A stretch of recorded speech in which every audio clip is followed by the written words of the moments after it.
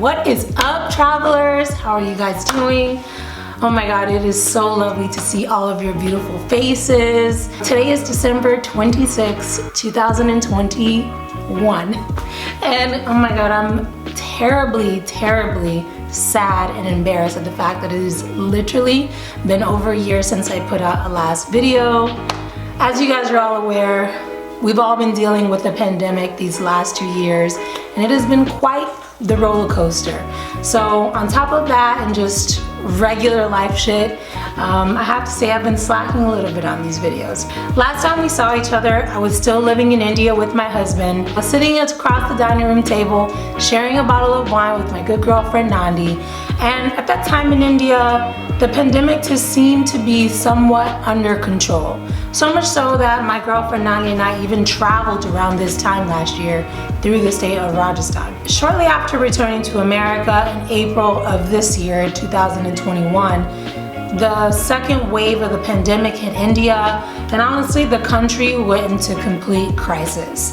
There was a lack of control of resources, a lack of control over healthcare workers in the hospitals. So it was honestly really devastating to watch from here, because you know, you kind of feel helpless. You see here in our country people complaining often about having to wear masks, let's say to go to the grocery stores.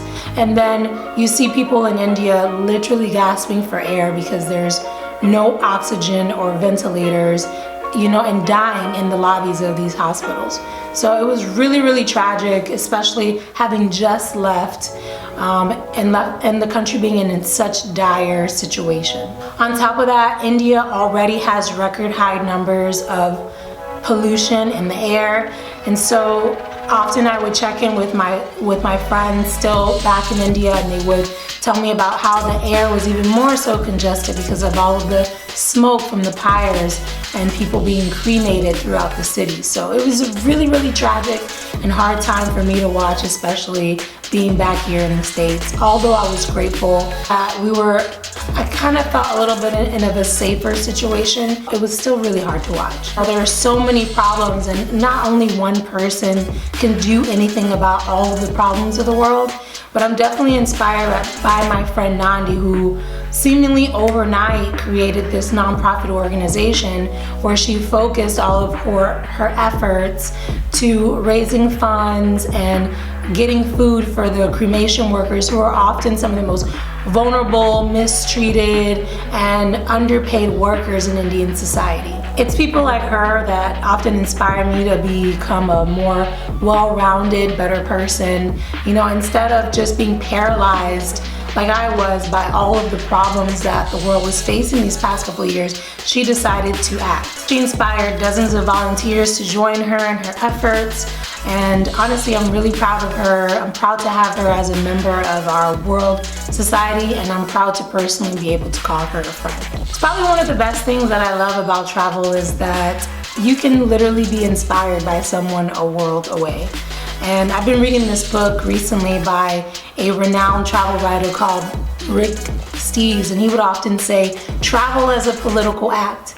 And it's so true, because it helps kind of demolish those stereotypes and those barriers that our respective governments often propagate to divide us. So going into 2022, my New Year's resolution is and always will be to travel. But before I pick up where I left off last time, if you guys want to learn more about Nandi's nonprofit organization, I'm going to link it down below. Be sure to check it out.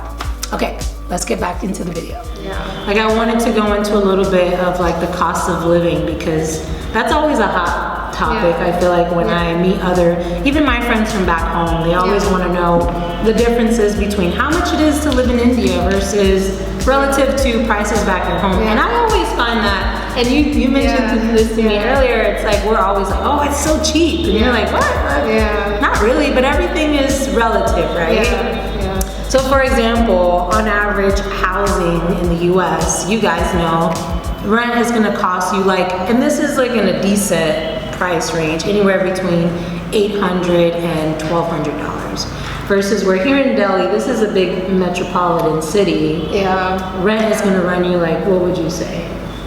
From my research, I was like between $200 to $300 a month. Would you say that's fair on average? Is that like 30,000 rupees approximately? Probably. Oh, I forgot where we're operating in rupees. Yeah, probably have to stop and make the calculation. Yeah. For like, I think a decent-sized apartment, as you guys call it, I think you would, like in the southern part of the city, which is... Yeah, that's like around 30,000 rupees around $400. Yeah. So that's decent, I would say.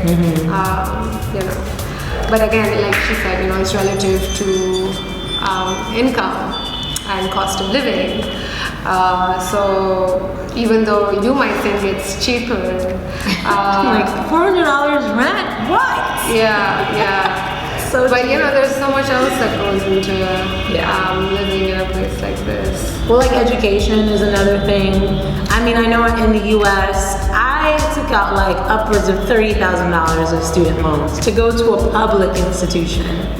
And so you have to factor those things in because you know that money is not free. You have to pay it back at an interest, with interest. But here in India, I'm mind blown. Can you please tell them like... It really hurts my heart, like, it makes me want to walk away. So most public funded institutions, like you're only paying maybe like 10,000 rupees a year.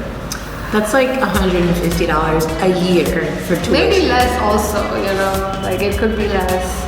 But private institutions are more expensive and a lot of like my contemporaries do take out loans to, you know, study and pay them back once they graduate and get a job.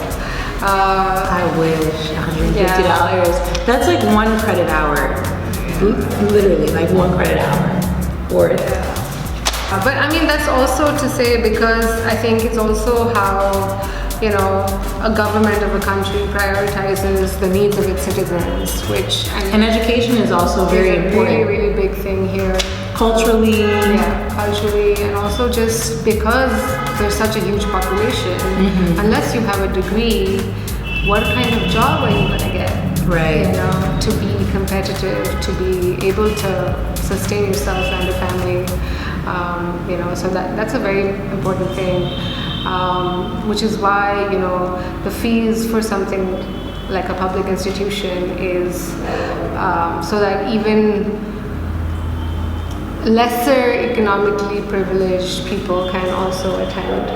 And it's not like the University of New Delhi isn't a good school. Like it's one of the best institutions in the country, right? Yeah, for sure. And a lot of foreigners come here, you know, as exchange students. And per my research, for foreign exchange students, it's around $5,000 a year, which is still like, sometimes that doesn't even cover room and board, books. Like it's still mind-blowing to me how affordable it is, education. But it's like you said, because the culture and the government prioritize it, which is, I think, a testament to why so many Indian immigrants, for example, come to the U.S. and become those doctors and engineers and business owners, etc.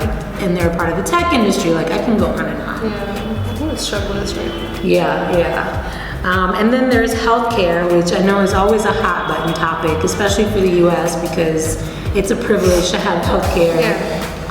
But this one is a little bit mixed here because you were saying earlier that healthcare is somewhat of a privilege here too for Indian citizens. It's not as accessible as I would have imagined it would be for everybody. Yeah, so I mean, again, you know, healthcare, there is privatized and public healthcare, so... Similarly, there's a bit of a hybrid. And, I mean, unfortunately or fortunately, it's considered that private healthcare is of a higher quality and a better quality because most public healthcare facilities are funded by the government and they don't want to spend, so they don't pay doctors enough, they don't pay staff enough, you know. Just resources. And facilities and stuff so like which that. is why, you know, private healthcare is thought to be of a higher quality, but you gotta pay so a lot more. And to put things into perspective, in the US, on average, American citizens pay around $11,000 a year for healthcare, for public, like if you go to the public hospital, ER, or just via paying a deductible to go see your primary care physician. But here you were telling me that like a doctor's visit may cost you around $130 to $50, which is like what? 50,000 rupees? No, 5,000 rupees. So like, well, this is including like, you know, tests that they prescribe.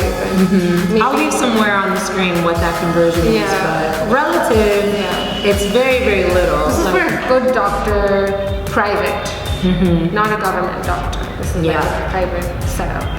So 5,000 rupees, that's a deductible for us back in the States, but that's full service, like the best service you can get here in India. I'll have to pay out of pocket, like my insurance won't cover that. But that's even like a stretch for most people. 5,000 is like on the higher end. For sure. Yeah. When us, that's like the norm. Like, that's even before the insurance kicks in. You have to pay, you know, roughly that amount sometimes, which is.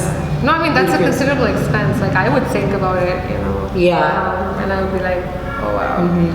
We have guests too. Nandi has 2 dogs, so if you see them roaming around or barking, we apologize. They're our co-hosts. Discussing all of the expenses and costs of living, so you have to think about salary. So like on average in the US, we make around $40,000 a year. And per my research, it's around 5,000 to 6,000 here in Delhi. I have to do the conversion here. No, and that's again, I mean, I would say similar occupation levels, you know. Like 400,000 rupees around there a month. On average, or less, 300 to 400? 400,000. Or sorry, not a month, a year. A year, yeah. I mean, that's maybe lower middle class. Okay. Yeah, like a domestic couple not be making that much. Okay. She would be making, or he or she would be making less? Much less. Yeah. Yeah, for sure. That's insane. Alright, so I know we were having more of a serious discussion, but I just felt like these were some important things that I wanted to get across to you because I think it kind of lays the foundation of what your expectations should be in India versus what they are back in the US. But to kind of lighten the mood somewhat, I asked Nandi if she would help me and indulge me because obviously there are stereotypes. No one is excluded. Yes, please, I would like some more, thank you. So I'm like, okay, let's come up with some of the stereotypes that, let's say Indians or people around the world think about Americans, and you come up with some stereotypes that people think about Indians, and we're gonna discuss them, maybe debunk them if there's any truth to them. What are they? They are really funny, you know, there's sometimes some truth in the stereotypes, and then some of them are just like, okay. So the first one that I have, like in terms of Americans, people think that we're arrogant, that we're loud, super nationalistic, and I have to say, they're not too far off. Like it can be kind of true, and I think it's more like a cultural thing, I would say, just because, you know, we're somewhat indoctrinated, like since we're little kids, to think like America's the best, America's number one. Exactly. Okay. And so yeah, I would say that there is a little bit of a chip on our shoulder, and you know, and with coming from a Western, more developed country, people don't often realize their privilege, you know, the bubble that we live in, and so yeah, I would say there's some truth to that one. Would you say that like that's, with your experience with Americans, would you say? I would say like, I mean, I would say kind of nationalistic. Yeah. Super. I mean, you drive down any main street in America and there's like 50 flags everywhere. Yeah, maybe that's really proud. Yeah. But, yeah, I mean, don't get me wrong, like there are probably like some lunatics, you know, wandering around with the Indian flag. But like, anyway. So one of the funny things that I keep hearing is that the only form of exercise that Indians do is yoga. Talk about that, because I have to admit, I was one of those people, I know yoga is from here. This is where it was created and practiced for hundreds of years. Yeah. But not every Indian does yoga. Yeah. It's just not. Like I started yoga like earlier this year because of the lockdown. You know, like otherwise no. You know, mostly because like yoga is hard. It is. It takes a lot of presence of mind. To just be calm, and you know, we millennials are not calm and slow isn't our thing. You know, we want instant gratification. So, I mean, everybody does everything. Like, so hockey is actually the national sport in India. What? Yeah, Really? I know. Wow. It isn't given as much publicity though. Wow. But yeah, there's hockey, cricket, I'm sure you guys know. Cricket. A lot of states play football, not American football, but football. Soccer. Yeah. And yeah, like we do like very different things, you know, running. Which, by the way, Americans don't care anything about soccer, which is mind-blowing to me. Because there's something like 4 billion soccer fans around the world, and that's like, it's an up-and-coming sport in the US, but I think Latinos do. Latinos for sure. I think the influence from like the migration like of people Latin from American countries. Yes, Yeah. for sure. They definitely brought that with them, and it's done well. I think Americans are very competitive in general. So anything that's like hardcore competition and full of energy, we'll get into. But it's not like a big sport like it is around the rest of the world. So that's a really interesting contrast. Yeah. So not to mention, I know you were saying like most people think that like Indians just want to be doctors and engineers. There is a truth to that, and you know, like your family when you're growing up, they're like, Nandi. Yeah. What do you want to be? You grow up, a doctor or engineer? Yeah, like there's no other option. You know, it's like nothing else exists. God forbid you become a lawyer or a chef. Oh my God. The travesty. That's in my first. Yeah. But yeah, I mean, at least thankfully though, with our generation, things are changing. I think that kind of thinking also came with the fact that there were like much fewer opportunities at that time for like other occupations. But now of course it's changed. But I know Silicon Valley is filled with Indians and Asians, you know, all of them are like into finance or engineers or tech or IT. Like in every American TV show I've watched, the tech dude is always like Indian. An Indian? Okay, like Raj. Like from Big Bang Theory. Oh my God. My girlfriend's dating a guy named Raj right now. But he's a pretty brilliant guy, but it's just pretty common. So hi Nadia. Hi Raj.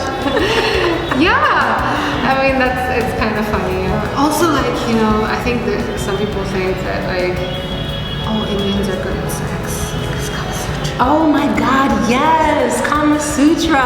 That is so funny. Can you even talk about sex with your parents? Like, how did that even come about? You guys talk about safe sex and being, you know... And sex is still somewhat taboo in the US, but like you guys take it to another level. Like a yoga level. There are these now, brown girl memes or accounts on Instagram, okay, and they're talking, there's one that I saw which was like, for 20 years we don't talk about boys or sex. And the moment I turned 21, it's like, have you met a boy? When are you getting married? The clock is ticking. When will you have babies? What? It's like, dude, like, did you even teach me any of this stuff? Like a second ago you were telling me not to get pregnant, and all of a sudden are you talking to a boy? Don't talk to a boy. That must be awkward, like having the conversation. Like, can you even tell your parents that you like someone? Because automatic, like, there's no dating. It's like, oh, you met a guy? Okay, you guys talked a few times. Okay. You're getting married? Please sit in the living room. No going up to your bedroom. Sit where I can see you. You know, sometimes some of my guy friends would like call, and if my dad picked up, they would just hang up. No. They would just hang up. They would like wait until you answer the phone? Oh my God. Yeah, it's funny. But okay, so because you grew up in Zambia, so you have somewhat of a different experience, right? But, is there yeah. still the pressure in the household, you being a young woman, like to get married, to have Yeah. kids, like do you still feel those pressures? Like, Yeah, for sure. I mean, I don't think that changes. In fact, it's to the contrary, you know, like Indians living outside of India, they're called NRIs, which is also another stereotype. Non-resident Indians, basically. Oh God. Who are thought of as like bougie, entitled kids because they've grown up outside India and their parents are loaded, so they don't really need to get a degree or get a job because daddy's gonna give them one. So you guys have the same stereotypes as Americans, like if you've left the country and you're coming back, they think you're like wealthy and rich. And and coming from a privileged. but NRI parents, like at least first generation Indians who go abroad, I think they like try extra hard to retain Indian culture, which I think to compensate for the lack of not living in India and being exposed to culture. So they overdo it, which is why I was saying like my dad would be. Bengali in the home. And then so another stereotype I know you were mentioning earlier is like all Indians are vegetarians. And like cows are obviously like a sacred. Hindus, with Hindus, they're a sacred. So like not a lot of people in Hindu who practice Hinduism eat beef, but like do you eat beef? I mean, I can. Like it's not like a big deal for you or whatever. No. I mean, I don't like it as a meat, like just the texture. But yeah, it's like I don't care about like eating it. I've had mince pies and everything. Like I don't really care. It's not a big deal. Yeah. But it is true that the cows live freely on the streets. Like that to me was like, whoa, like that's a real thing. Yeah. Yes, I know, Kapi. Yeah. She's agreeing with us. Yeah. What else? Oh, so like the scam calls. Have you guys ever gotten a scam call from someone from India?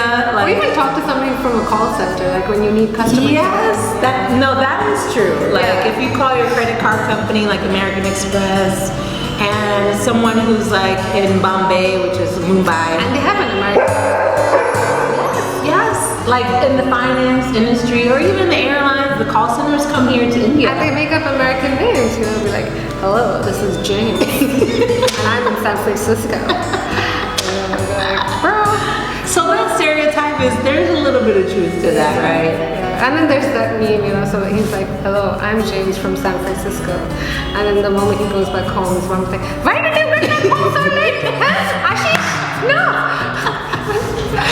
So, seriously? it's really funny. And that's because labor is cheaper here, right? So you have these multi-billion-dollar corporations basically outsourcing the work to populations here in India. But this is kind of how it is. So maybe there's a little bit of truth to that one. One of the other ones we talked about was like curry, because I was telling you one of my good girlfriends in college had a roommate that was Indian. She was Indian American. But so Indians, they cook with a lot of spices and flavors, which I absolutely love. But then, that smell sometimes it lingers around in the house, and she would always complain about the house always smelling like about to fight. We're good now. Okay, so spicy. I don't know. So how do you feel about that stereotype that Indians like? The curry reference, like they're always, it's obviously there's a little bit in terms of like from American perspective, there's a negative connotation that comes with that, which I don't enjoy, because I don't get that sense. Like I'm at your home now, it doesn't smell like curry. Like I can't even make a curry. So curry I think is like a very blanket. This is why you should not generalize. Like this is exactly why you shouldn't generalize. So curry honestly is a very, I think, general statement. It's like a blanket term for something that is like a food that is not dry maybe, and yes, it's cooked with spices and it's kind of like a gravy, okay? But again, the definition of curry is kind of like ambiguous, because very honestly, like they're called very different things in different states and different parts of the country. Like, people in the south will not even know what like a curry is. I'm like, what? You know, like, and their version of even like something that you could call like, say, like a prawn or a fish curry would be very different from like a fish curry that I make in Calcutta or, you know, Bengalis make. So it's very different, you know, like they're called very different things, and you might even have spotted it on if you went to like a Indian restaurant, you know, like even the fact that you say butter chicken masala, you know, it's also a gravy dish. Even if you say, you know, and butter chicken masala is a gravy dish, right? But which is also like a form of curry, but it's the main component here is the cream that you make it with eggs and the tomatoes and everything. So yeah, I mean, there's so many other dishes, you know, like. And honestly, even as I've gone out, you know, to the different restaurants around, and I've tried North Indian, South Indian, curry is not the central theme of the menu. Like, there are so many flavors to choose from. And so I think that stereotype, it's just like how, I don't know, like in Texas you have Tex-Mex. That's an influence, right? And then even in Florida or Miami you have like more Latina influenced food. Sazon, Goya. I mean, it's definitely regional. Yeah, so even here, you know, I think the cuisines are very much have been developed by virtue of the main crops that are grown in these regions. As a result of, again, the weather and terrain and soil and access to water, everything, right? Like in Punjab is where most of the grains come from. Fish comes from the coastal states, you know, and then fruits come from the hilly, colder regions. Like strawberries are only grown in like Kashmir or, you know, other hilly regions.